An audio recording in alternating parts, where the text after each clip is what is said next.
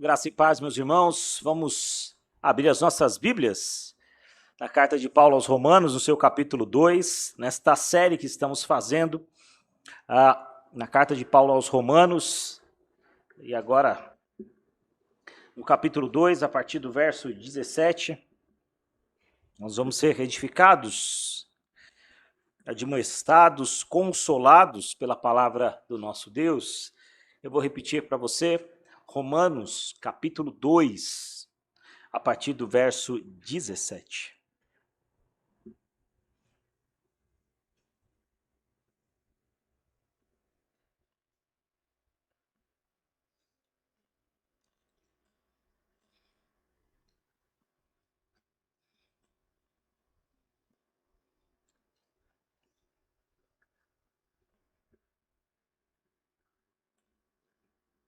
Assim diz a palavra do nosso Senhor.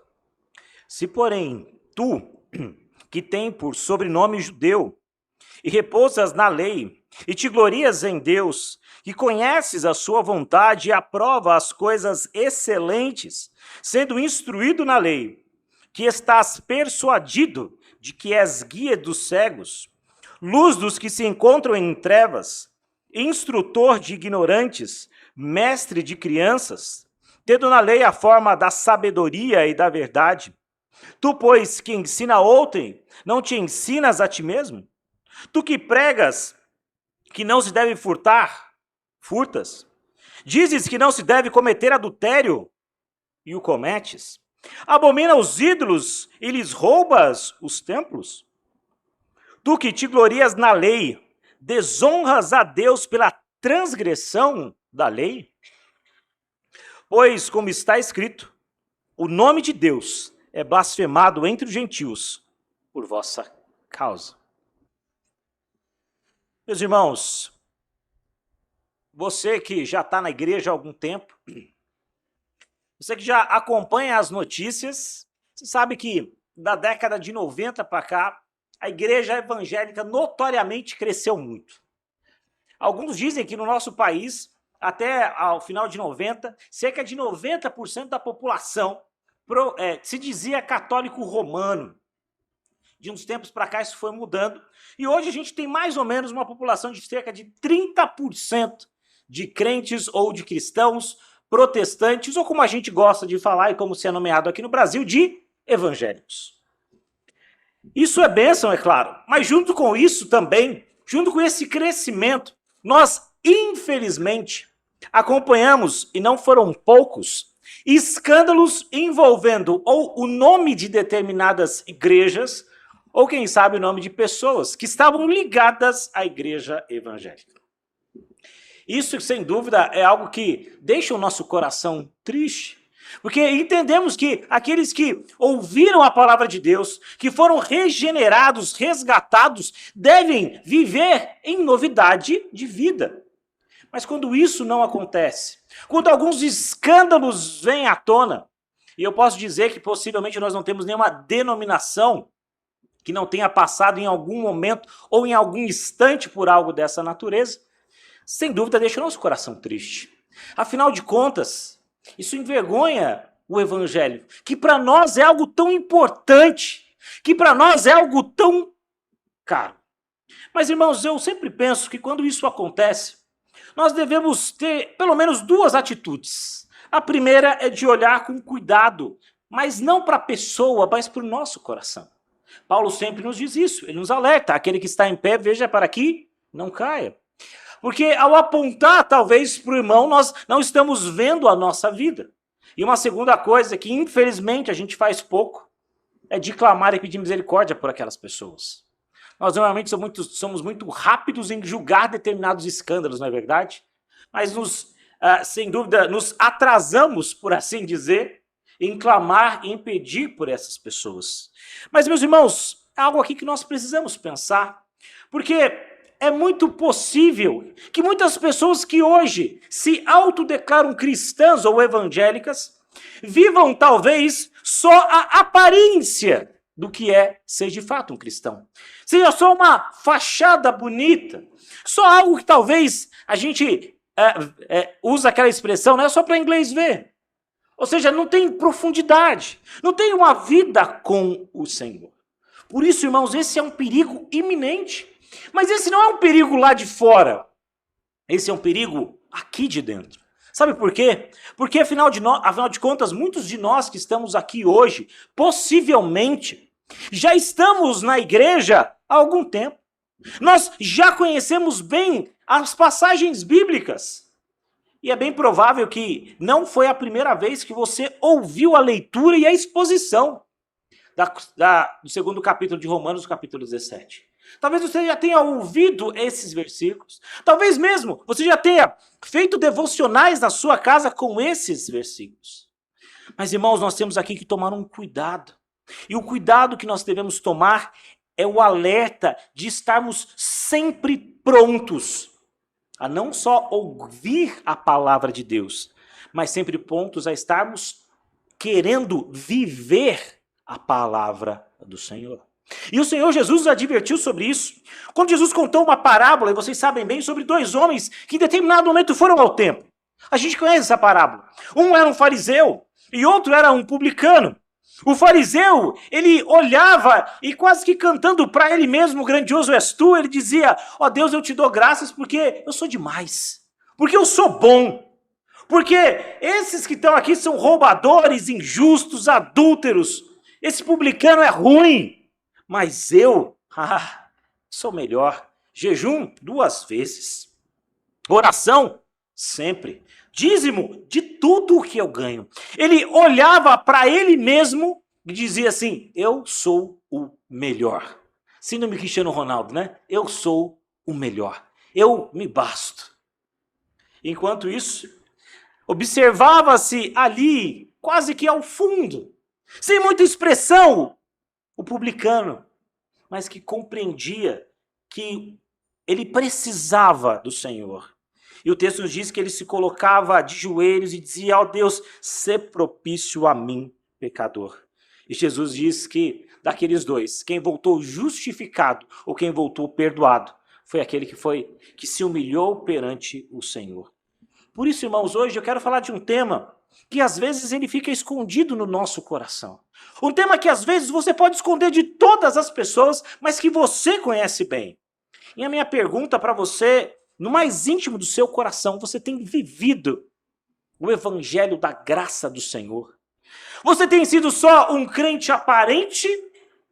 Ou você tem de fato entendido a palavra do Senhor com todo o seu coração? Por isso, pegando onda aqui, uma carona, os filmes de antigamente, o tema da minha mensagem é a hora da verdade. Esse é o momento em que você vai fazer a sua análise. Esse é o momento em que você vai olhar para o seu coração. Não é o momento de olhar para o coração do seu irmão, não é o momento de chamar atenção pelo pecado, mas é o momento de você olhar para a sua vida. E a pergunta que eu quero fazer, você tem vivido a verdade? Esse é o que Paulo nos coloca aqui, quase que como uma radiografia, como um exame do seu coração. Paulo começa a falar. E nesse primeiro momento, ele diz justamente sobre os judeus, quando ele diz assim, se porém tu, que tens por sobrenome judeu. Irmãos, Paulo está dizendo aqui que não podemos viver na mentira. Então o meu primeiro ponto nessa mensagem é, não viva na mentira. Não viva de fachada. Não viva um cristianismo raso. Não viva na mentira. E essa falsa segurança, muitas vezes colocada aqui diretamente para o povo judeu, dá aquela frase que a gente conhece bem, por fora bela viola, mas por dentro pão bolorento. Ou como Jesus disse, sepulcros caiados, que por fora eram bonitos, mas dentro era algo feio, tenebroso, podre. E é o que Jesus está dizendo aqui. Os judeus aqui, eles eram conhecidos porque eles haviam recebido a lei de Deus. Irmãos, não havia outro povo naquele momento, naquela terra, que havia recebido as ordenanças sagradas do Senhor. E isso era para eles algo de muito orgulho. Eles haviam recebido o que era mais belo, mais maravilhoso daqueles tempos. Eles haviam recebido a lei de Deus. Imaginem vocês, o povo hebreu, ou judeu, como a gente vai falar daqui a pouquinho, eles receberam da mão de Deus os 10 mandamentos. Que é claro, não é toda a lei, mas era a base da lei. E eles não receberam esses 10 mandamentos, digamos assim, de uma forma de sonho, mas do próprio Deus. Embora a gente não tenha as primeiras tábuas, mas a primeira foi escrita com o dedo do próprio Deus. Ou seja, eles receberam diretamente do Senhor as ordens para viverem, para terem uma comunidade de fato, que acreditasse, que vivesse a bondade e a misericórdia do nosso Deus. E por isso, meus irmãos, Paulo aqui usa de um recurso que, como fazendo uma espécie de um discurso, como que querendo aqui argumentar aqui perto dessas pessoas, dizendo o seguinte: mas vocês, judeus, vocês são presunçosos. E por que Paulo diz isso? Porque vocês receberam a lei, vocês sabem da lei, mas infelizmente vocês fazem uma leitura errada da lei de Deus. É o que nós chamamos lá no seminário de hermenêutica. Ou seja, eles não interpretavam bem a palavra do Senhor. Eles não interpretavam com sinceridade a palavra do Senhor. E por isso Paulo aqui faz uma distinção muito especial, quando diz assim: olha, vocês se gloriam porque vocês são um povo que recebeu a lei de Deus. Vocês se gloriam porque quando vocês abrem a Bíblia, lá no Pentateuco, vocês veem as bênçãos de Deus sobre o seu povo, a passagem no Egito, a passagem pelo deserto, passagem pelo mar e todas essas maravilhas. Mas a questão é que vocês se orgulham dessa lei, mas vocês não andam vivendo essa lei. E no verso 17, então, Paulo diz: se porém tu, que tens por sobrenome judeu, que repousas na lei, te gloria em Deus. Irmãos, eles gostavam de ser chamados de judeus. Embora a gente não sabe, talvez, muito bem essa concepção, de onde vem bem esse nome, Calvino, por exemplo, argumenta que o nome judeu veio após uma batalha, né, ou digamos assim, uma guerra, onde um homem chamado Judas Macabeus, ele conseguiu libertar o povo e o templo. Outros dizem que talvez que venha da ideia de Judá. Afinal de contas, Judá foi a tribo mais proeminente das 12. Foi a que ficou no final, por assim dizer. Seja de um lado ou de outro, eles gostavam desse nome. E eles achavam então que porque eles tinham essa descendência advindo de Abraão para cá, eles então seriam salvos. Não é à toa que quando o jovem rico chega para Jesus, ele faz uma pergunta um tanto quanto estranha, quando diz para Jesus assim: mestre, como eu farei para herdar a vida eterna? Ele não diz ganhar. E por que herdar? Porque ele tinha essa concepção de que o povo já tinha vida eterna. Eu só precisava tomar posse, por assim dizer. Eu só precisava herdar essa ideia. Mas, irmãos, infelizmente, essa não é o modo como a palavra de Deus nos ensina. Embora a gente às vezes use aquela frase, filhinho de peixe, peixinho é, isso muitas vezes eu diria que, invariavelmente em quase todas, talvez seja uma das maiores fake news, né, de todos os tempos. Isso não é verdade. Eles não herdariam a salvação porque eles viviam ou porque eles eram descendentes de Abraão. Eles foram repreendidos duramente em várias passagens. Quando nós lemos hoje na nossa liturgia sobre a parábola do filho pródigo, nós vemos que o filho mais velho, ele representava o povo judeu, que se achava bom demais. E que quando ele vê um filho chegando, ele não consegue se alegrar com seu pai, porque ele diz o seguinte: mas eu sou bom e eu não ganho nada com isso. Você vê muitas vezes Jesus falando contra os fariseus, que faziam leis pesadas, que acrescentavam à lei mais ordenanças ainda, que se tornava até difícil seguir todas as leis. Era tanta coisa que chegava no sábado, você tinha que cumprir tanta coisa que o sábado era um peso para a vida daquelas pessoas. Não era o descanso, não era o sabá, mas era um peso para eles. Irmãos, eles repousavam sobre essa lei, que eles até conheciam, mas que eles não obedeciam. Por isso, irmãos, conhecimento sem obediência é um falso refúgio. Conhecer sem obedecer, talvez seja uma das piores coisas que a gente possa fazer na nossa vida. Não adianta eu conhecer a palavra de Deus se eu não a sigo. Não adianta eu saber os versículos de cabeça se eu a não tenho no meu coração. Não adianta eu guardar as informações da palavra de Deus se elas não invadem o meu coração. Por isso, irmãos, a primeira questão é: cuidado, não viva na mentira. Não se engane, nós vemos para cá todos os domingos. Talvez você há 10, 15, 20, 30 anos tenha frequentado essa igreja e isso é bênção. Mas não é só o frequentar, não é só o estar, mas é o viver para Cristo. É o entender, irmãos, que tudo que nós temos e somos é para a glória do Senhor. A Bíblia nos convida a não viver na mentira, mas viver na verdade. Por isso, o segundo ponto da minha mensagem é: não minta para você mesmo. Essa confiança aqui, infundada deles, trazia para eles essa lei externa. E olha o que diz o verso 17 e 18. Vocês repousam sobre a lei, vocês se gloriam na lei de Deus, você conhece a vontade, vocês são aprovados as coisas excelentes, são instruídos na lei de Deus. No entanto, eles têm a reclamação de que essa lei que eles tanto conhecem é justamente a lei que eles não vivem. Só que eles mentem para eles mesmos.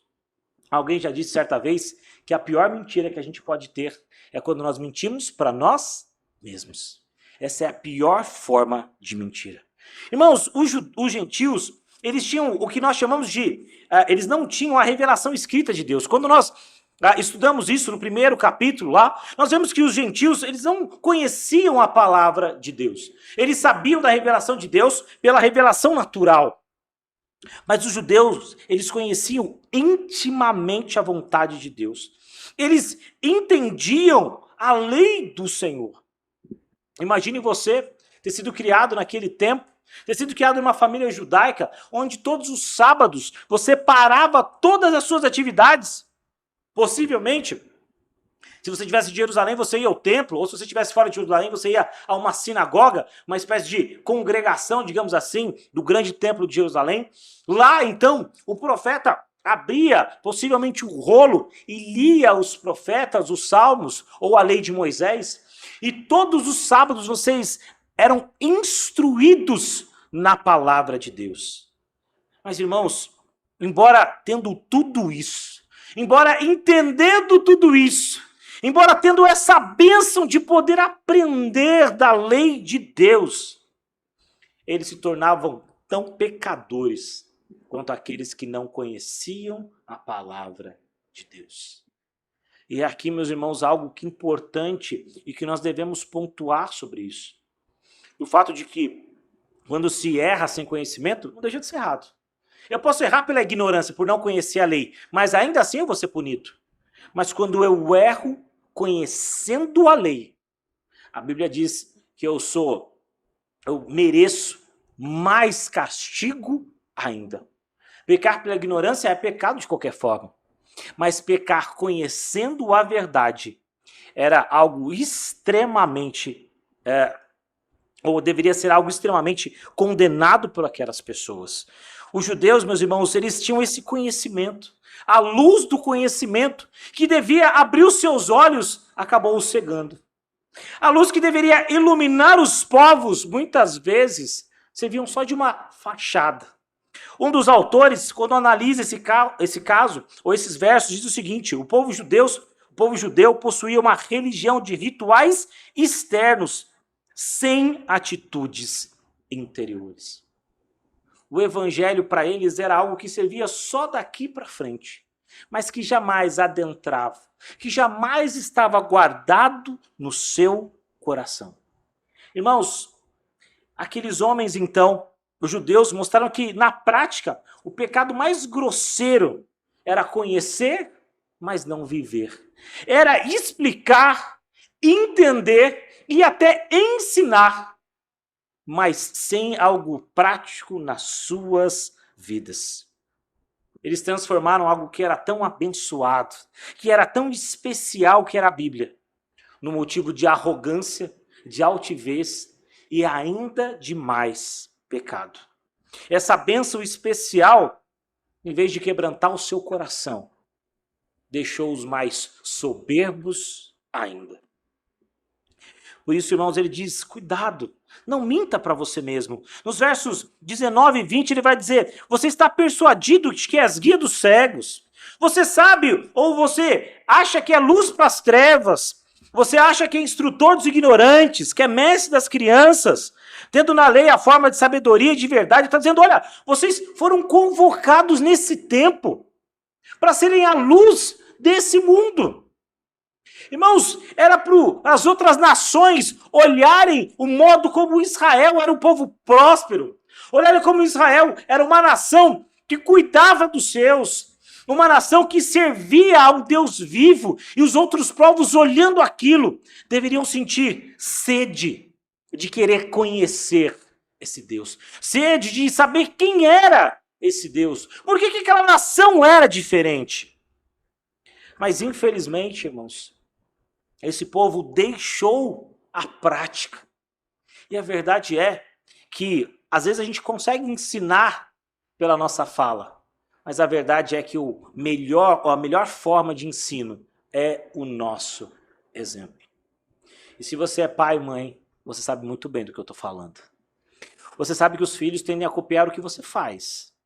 Talvez não deem tanto ouvido assim ao que você fala, mas eles copiam do que você faz. Mesmo os mais pequenininhos, mesmo o pequeno Benjamin, o pequeno Olivia, eles já entendem, eles já conseguem perceber o que os seus pais fazem. E já conseguem entender, embora, espero que não, né? Mas eles conseguem entender a incongruência entre o discurso e a prática. Eu fico pensando, irmãos, se os nossos filhos sabem disso. É difícil você esconder isso no seu trabalho das pessoas. É difícil você esconder isso das pessoas com quem você convive. O que é fachada, meus irmãos, quebra rapidamente. O que é raso, com pouco conhecimento você desfaz. Mas o que está no seu coração lá, arraigado, isso não se desfaz. E eu não estou dizendo aqui que nós temos que ser perfeitos, porque nós certamente não conseguiríamos. Mas estou dizendo que nós temos que viver com integridade a palavra de Deus. Às vezes a gente pensa assim, por que será que nosso evangelismo não tem dado certo nesse tempo? Talvez, irmãos, uma das respostas, é claro que tem outras, é claro, mas seja o fato de a gente não estar falando de algo que a gente conhece. De a gente estar tentando dar algo que a gente mesmo não tem. De pregar algo que a gente mesmo não vive. E, irmãos, Paulo diz aqui que é precioso para o judeu a lei. Era algo importante. E, aliás, o Salmo 19 nos confirma isso, que a lei do Senhor é preciosa. Que a lei do Senhor é perfeita, que a lei do Senhor restaura a alma, que o testemunho do Senhor é fiel e dá sabedoria aos simples. O mandamento do Senhor é puro e ilumina os olhos. Olha que lindo o Salmo 19. A palavra de Deus, meus irmãos, é tudo isso. Mas ela deve ser vivida por nós. O nosso lar deve estar cheio da palavra de Deus. Habite ricamente em vós a palavra de Deus. Paulo então está dizendo, mas vocês têm vivido de uma forma indigna da palavra do Senhor. Vocês têm feito regras, criado leis, vocês se julgam melhores, mas a verdade era que eles eram ruins nisso. E quando Jesus bate nos fariseus, ele bate porque os fariseus, eles eram legalistas, ritualistas, eles eram minuciosos, eles eram dominados às vezes por um zelo quase que fanático. A Bíblia diz que eles davam o dízimo do endro e do cominho. Embora talvez a gente não conheça muito bem, mas a ideia dos temperos. Você sabe que tempero é algo muito... pouco, por assim dizer. Você imagina você ir lá, fazer os seus temperos e criar ali talvez 100, 200 gramas de tempero, mas você era um fariseu. Você separava então 10% daquilo e ofertava. E Jesus disse, eu não condeno que vocês façam isso, mas não adianta fazer isso se vocês negam a justiça e a misericórdia. Irmãos, isso fala diretamente e profundamente ao nosso coração. Porque tudo que nós fazemos aqui ganha um sentido quando o nosso coração está em Deus. Ganha um sentido quando nós entendemos o motivo pelo qual nós fazemos isso. Porque se for algo só exterior, deixa eu dizer para você uma coisa importante. Isso não tem valor diante de Deus. Isso não tem valor diante do nosso Pai. Ele não quer só um dia da sua semana, ele quer todos os dias da sua semana. Ele não quer uma parte da sua vida, mas ele quer toda a sua vida. Ele não quer só um momento do seu coração, mas ele quer todo o seu coração. Ele não quer aquela partezinha da sua vida, talvez quando eu ficar mais velho eu vou à igreja, mas ele quer toda a sua vida para a sua glória. Por isso ele diz, vocês se acham, ou vocês acham que estão sendo luz para os cegos, mas vocês são os cegos. Vocês acham que vocês estão instruindo os ignorantes, mas vocês são os ignorantes.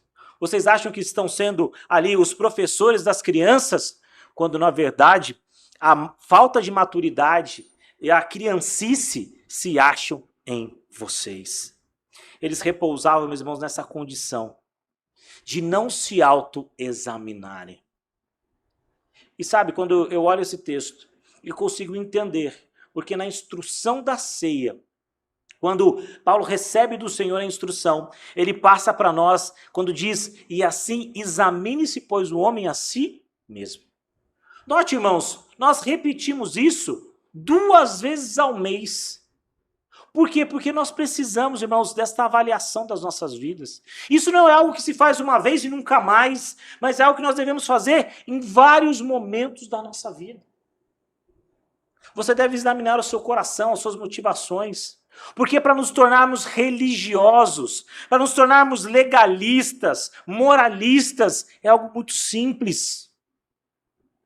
Para nos importarmos mais com o ritual do que com o culto, é algo muito simples e é daqui para lá.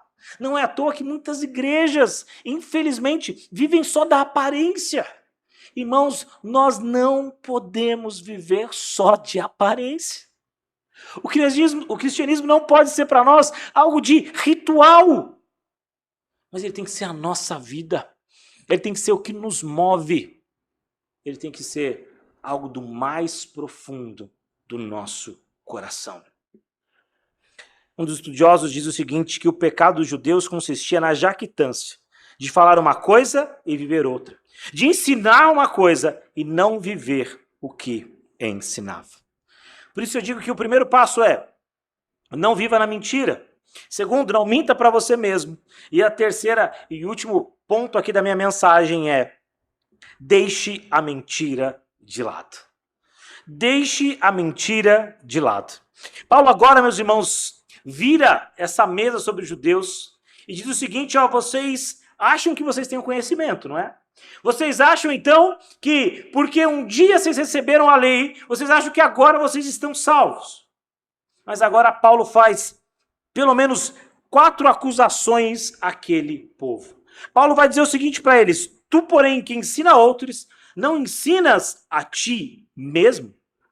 Meus irmãos, a primeira crítica, então, de Paulo, quando fala sobre deixar a mentira, ele diz o seguinte, que vocês ensinam a outros, só que esse ensino de vocês não ocupa lugar no seu coração. O que vocês passam para as outras pessoas não ocupa o seu coração. E, meus irmãos, quando eu estou falando aqui de ensinar, eu estou entendendo que naquele tempo, para que um fariseu fosse um mestre, irmãos, era anos de estudo da palavra. Eram pessoas que, de certa forma, se preparavam muito para aquele momento. Não era um estudo de alguns meses. Eles aprendiam desde criança, desde os 12 anos. E Paulo diz isso certa vez, que ele aprendeu ao pé de um dos grandes mestres do seu tempo. Era algo, meus irmãos, custoso. Eles, eles batalhavam por aprender. Só que aqueles são condenados. Porque embora eles aprendessem, eles ensinavam a outros, mas a sua pregação se tornava vazia, porque não achava consonância com a sua vida. E essa é a grande crítica de Jesus. E quando nós lemos nos evangelhos que dizia que Jesus pregava com autoridade, nós entendemos que essa autoridade é porque Jesus vivia a sua pregação. E isso para eles era algo inovador, pasmem. Porque não era comum um fariseu viver o que pregava. Não era comum um mestre da lei viver o que pregava. E quando Jesus então quebra essa regra, e aquilo que ele fala é também aquilo que ele vive, aquilo espanta as pessoas. Deixa as pessoas maravilhadas, porque eis aí um verdadeiro mestre. O judeu ensinava aos outros a não pecar, mas eles pecavam. O judeu se esqueceu de ser o exemplo da sua pregação. Ele cria no poder de Deus, mas ele não cria no poder das suas palavras de ensino. Ele não vivia as palavras do evangelho. Mas note, irmãos, se ele não ensinava, e essa é a primeira crítica, a segunda crítica é, embora eles tinham uma fachada honesta, eles eram desonestos. E o verso 21 diz assim, ó, tu que pregas que não se deve furtar, você furta. E talvez sou estranho, afinal de contas, o que diz o 8º mandamento? Você se lembra? Não furtarás. Ou seja, dentro dos 10 mandamentos estava lá, e eles ensinavam isso. Não se pode furtar. Só que o judeu quebrava essa lei. Mas então, ele roubava. Irmãos, os judeus, e me permitam aqui fazer uma observação, toda generalização é ruim, a gente sabe disso. Mas o judeu é um povo conhecido, embora não todos, e é por isso que a generalização é ruim, eles eram conhecidos por serem bons negociadores. Não pasma essa ideia sobre nós, judeu sempre é um bom negociador. Não é à toa que muitos judeus, principalmente no Brasil, a gente sabe disso, grandes empresas e grandes corporações são dirigidas, às vezes, né, não todas é claro, mas muitas delas, por povos, ou digamos assim, por judeus. Então o judeu sempre teve ali um tino, talvez, para essa questão. Claro que não todos, mas uma boa parte. E eles eram conhecidos nesse tempo justamente por saberem negociar. Mas sabe o que acontecia? Quando eles negociavam com alguém que não era do seu povo, eles não usavam de honestidade. E quando eu vejo o 8º mandamento, quando eu vou lá para a nossa confissão de fé, quando diz assim na pergunta 141 do Catecismo Maior, quais são os deveres exigidos no 8º mandamento? E um pedacinho da resposta diz assim, ó, os deveres exigidos no 8º mandamento são a verdade, a fidelidade e a justiça nos contratos e no comércio entre os homens, dando a cada um o que lhe é devido. Você sabe onde esse povo roubava? Não todos, é claro, mas alguns. E é por isso que muitas vezes eles eram conhecidos dessa forma, no momento e na hora de negociar. Eles negociavam de tal forma que eles passavam para trás muitas vezes aqueles que estavam negociando com eles. E essa é a crítica, então, que Paulo diz. Ou seja, vocês dizem para não roubar. E está lá na lei, 8º mandamento, não furtarás. Mas vocês fazem isso. Em que modo, em que momento vocês fazem isso? No momento em que vocês passam para trás do seu próximo. No momento em que vocês negociam e tiram vantagem, muitas vezes, daquele que é mais ignorante ou daquele que é pobre. Essa é a segunda crítica. Mas há aqui também uma terceira crítica, e é uma crítica moral. Quando diz assim, o verso 22, dizes que não se deve cometer adultério e o cometes. Embora, irmãos, a gente saiba que os tinham sacerdotes que muitas vezes praticavam isso, infelizmente, e alguns autores falam sobre isso quando falam do povo judeu, embora não seja, obviamente, todos, mas o adultério era um pecado gravíssimo para aquele tempo. E era tão grave que a lei dizia que o adúltero, ele merecia a pena capital. Ele merecia ser morto.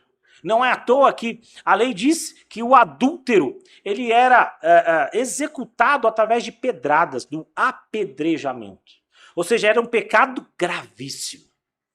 Mas olha o que eles fizeram naquele momento. Existia uma interpretação da lei, por assim dizer, que era mais light, e que dizia o seguinte, que o homem podia dar carta de divórcio por qualquer coisa.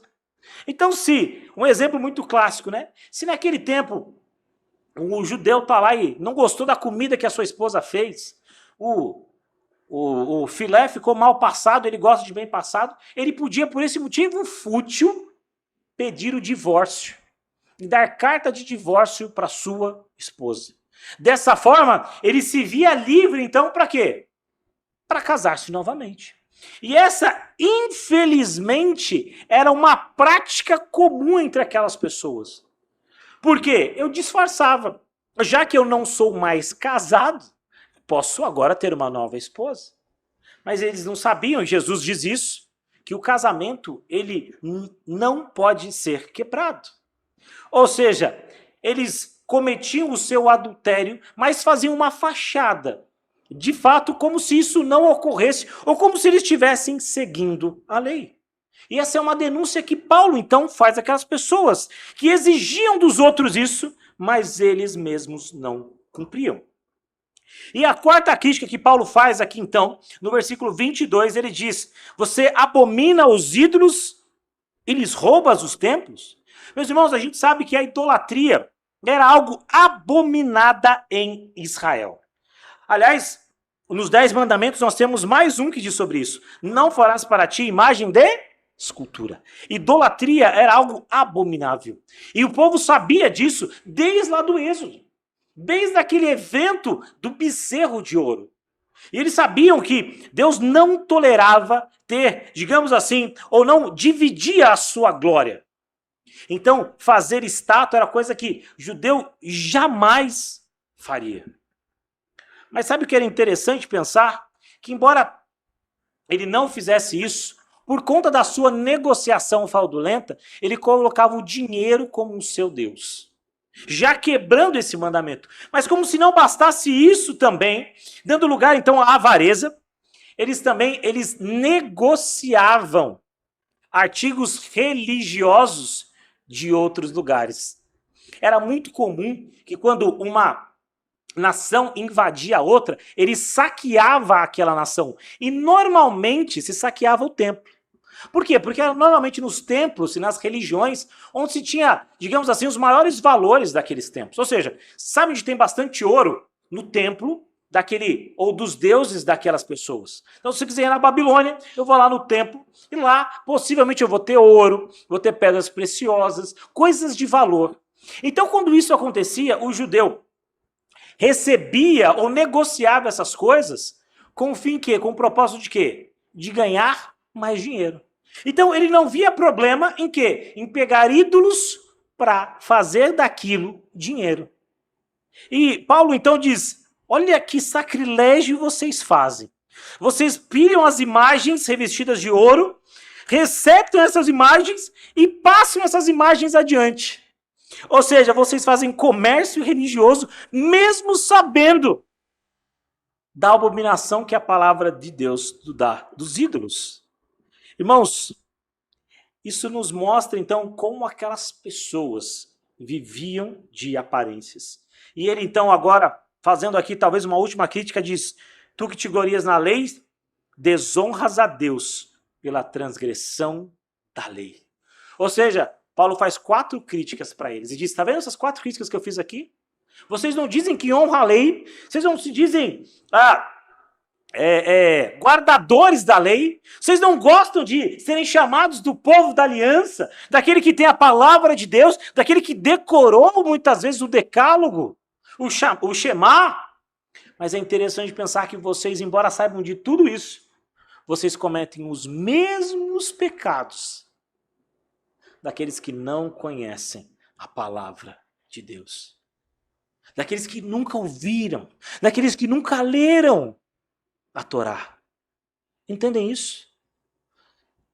O judeu se gloriava por conhecer, mas um conhecimento raso e que não se encontrava na sua vivência e que não se dava no seu dia a dia.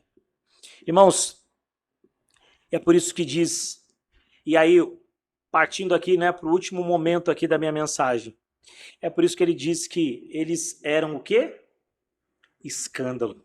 E o texto termina dizendo o seguinte, verso 23. Verso 24, aliás. Porque como está escrito, o nome de Deus é blasfemado entre os gentios, por vossa causa. Por causa de tudo isso, então, em vez daquele povo ser fonte de bênção para as nações que não conheciam, eles eram maldição. Porque por causa disso, eles blasfemavam o nome de Deus.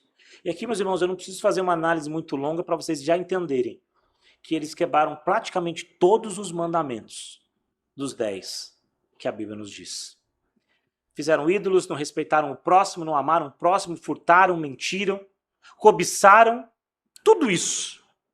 E como se não bastasse tudo isso, ainda usaram o nome de Deus em vão. Quebrando então toda a lei de Deus. Por isso, meus irmãos, uma frase que o reverendo Hernandes escreveu no seu livro, que me chamou muito a atenção e, de certa forma, nos coloca para pensar é que um cristão de vida dupla é pior do que um ateu. Quero repetir essa frase para você guardar. Um cristão de vida dupla é pior do que um ateu. Aqueles homens, então, em vez de levarem a sério aquilo que receberam, em vez de fato, amar a palavra do Senhor, eles não faziam. Por isso, irmãos, eles serviam não de bênção, mas de maldição. Não de graça, mas de escândalo. O texto, então, termina dessa forma. E eu queria aqui, então, nas minhas considerações finais, relembrar um pouco do que nós vimos hoje. Irmãos, aquele pecado daquelas pessoas que estavam acostumados ao sagrado, à lei de Deus, à sua palavra, a visitar o templo, a estar na sinagoga. Eles deixavam viver, ou eles viviam em uma grande mentira.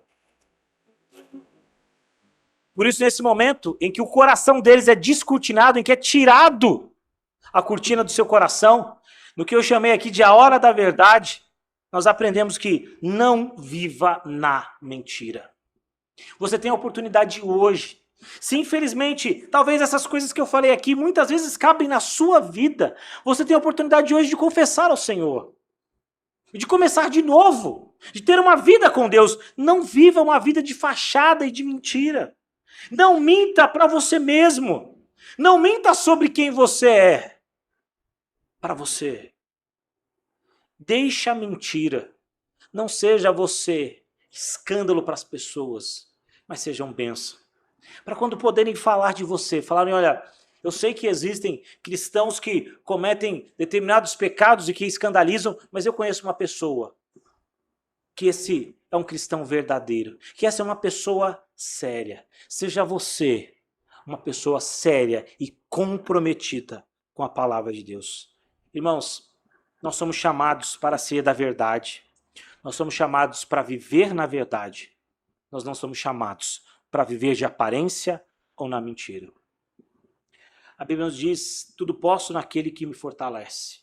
E quando ela diz isso, não é que você pode ser rico, mas que eu posso passar por situações e ter um bom testemunho.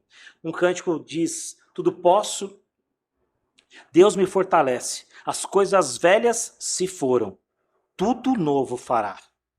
Descobri o sentido de viver, e esta é a razão que me faz cantar. Tudo posso em Deus que me fortalece, e a cada dia tudo novo se fará. Que a nossa vida seja renovada pela graça de Deus, no poder do Espírito Santo. Vamos louvar ao nosso Senhor?